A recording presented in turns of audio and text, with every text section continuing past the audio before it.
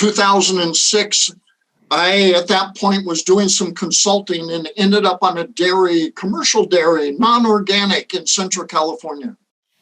Now, they have been using a very low-cost method of just injecting beneficial microbes right into the water supply of the entire dairy at the pump house all the time.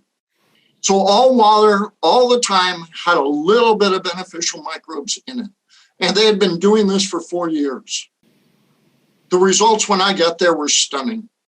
It had solved all of the problems on this dairy. I stood on the berm of a multi-million gallon. This is bigger than a football field size waste pond that normally smells horrid for miles and just smelled musty.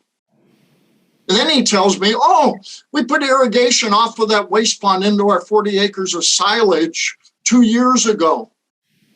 I'm looking around, we measure a representative stock, it's 13 and a half feet tall, compared to 7 and 8 feet tall, no matter how far I looked in every other direction. And then he surprises me, he says, oh, by the way, I haven't used any fertilizer in the last 2 years.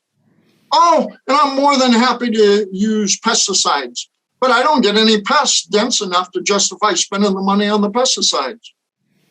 Oh, and the people that are lactose intolerant, they drink my milk with absolutely no issues.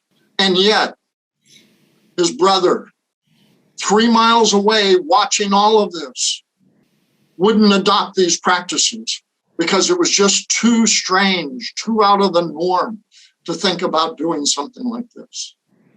That kicked off my deep dive journey that ultimately led to Planetary Care 8 years later.